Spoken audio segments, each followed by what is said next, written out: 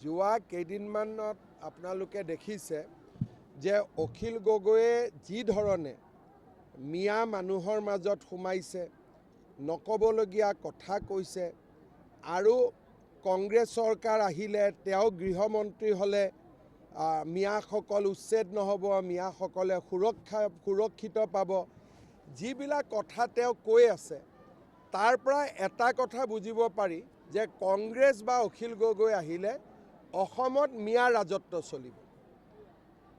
অসমীয়া মানুহৰ কোনো কামেই নাথাকিব যি ধৰণে কথাখিনি তেওঁ কৈ আছে।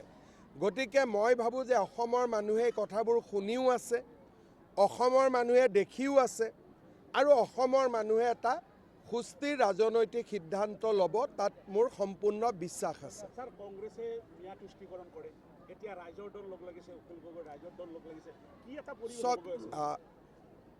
কংগ্ৰেছৰ নমিনেশ্যন দিয়া যিদিনাখন লাষ্ট ডেট আছিলে, আপোনালোকে দেখিব সেইদিনাখন ৰাজীৱ ভৱনত কেনেকৈ গোটেই গুৱাহাটীখনতে চমৰীয়া, গৰৈমাৰী, বৰপেটা, ধুবুৰী খালী মিয়া মানুহে ভৰ্তি হৈ গ'ল। তেওঁলোকে কৈছে যে 700 মানুহে টিকট খুজিছে, লিষ্টখন প্ৰকাশ কৰক। আপোনালোকে দেখিব তাৰ ভিতৰত 600 অকল মিয়া। যোৱাকালি কংগ্ৰেছৰ হিন্দু ল'ৰাজনে মোক হোৱাটছআপ কৰিছে যে দাদা আমাক বচাওক, ৰাজীৱ ভৱনত আহিলে যেন কোনোবা এটা মছজিদতহে নামাজ পঢ়িব আহিছোঁ তেনেকুৱা লগা হৈছে। তেওঁলোকে সংখ্যাটো দিছে, নামখিনি প্ৰকাশ কৰা নাই।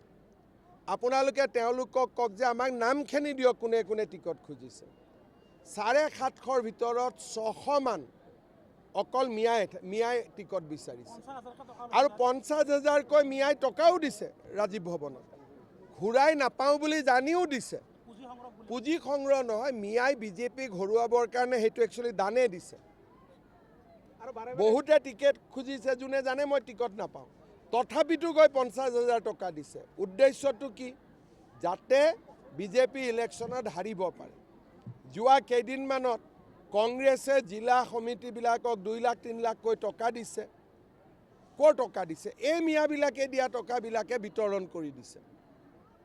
গতিকে এইটো এটা সম্পূৰ্ণভাৱে মিয়াসকলে এইটো এটা জেহাদ বুলি লৈছে বিজেপিক হৰুৱাটো। নহ'লে গুৱাহাটীত সিদিনাখন মইতো দেখা পাই আছোঁ, মইতো টিভিত আচৰিত, একে জাপে যিমান মিয়া গুৱাহাটীত টিকেট খুজিব সোমাই গ'ল।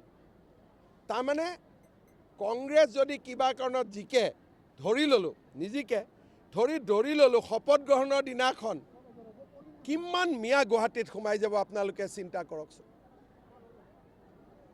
অসমৰ ভৱিষ্যত কিমান অসুৰক্ষিত কৰি পেলাইছে।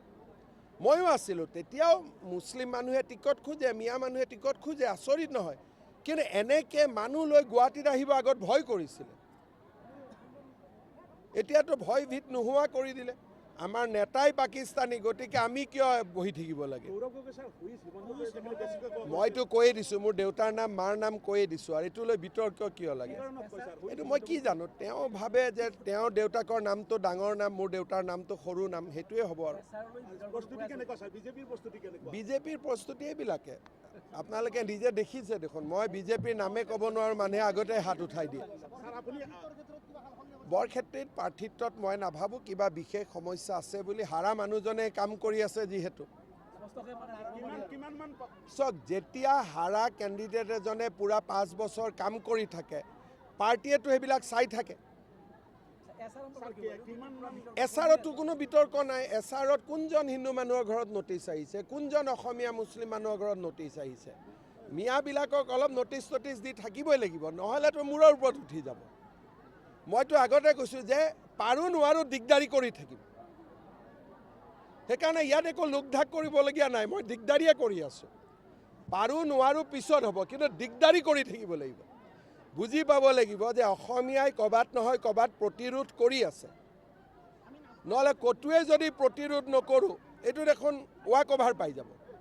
সেইকাৰণে এছাৰতো 2-4খন নটিচ যাব, এভিকশ্যনত 2-4খন নটিচ যাব, বৰ্ডাৰ পুলিচৰ নটিচ যাব। এইবিলাক আমি উৎপাত কৰি থাকিম। আইনৰ ভিতৰত যিমান ব্যৱস্থা আছে, নটিচ দিয়া আমাৰ অধিকাৰ আছে। যিকোনো বিজেপিয়ে কমপ্লেইন দিব পাৰে আমি দিম। বৰ্ডাৰ পুলিচক যিকোনোৱে কমপ্লেইন দিব পাৰে আমি দিম। চৰকাৰী মাটিত বহিলে আমি নটিচ দিব পাৰোঁ আমি দিম। গতিকে আমি উৎপাত অলপ অলপ কৰিয়ে থাকিম। নহ'লে ভাবিব যে অসমীয়াক আমি খুৱাই দিলোঁ আৰু এতিয়া ওপৰত ৰোলাৰখন চলাই দিলেই হ'ব। তেনেকৈতো নহ'ব। আমি দুখীয়া দৰিদ্ৰ মিয়া হওক, অসমীয়া হওক, হিন্দু হওক, মুছলমান হওক, চবৰ লগত আছোঁ। কিন্তু আমাৰ জাতিটোক শেষ কৰি দিয়ক, তাৰ লগততো কোনো থাকিব নোৱাৰিব। জাতিটোৱে ক'ৰবাত নহয় ক'ৰবাততো প্ৰতিৰোধ কৰি থাকিব লাগিব। গতিকে এছাৰত যে নটিচ গৈছে, অলপ অফিচত আহিছে, কষ্ট খাইছে, এইবিলাকতো দি থাকিবই লাগিব ন।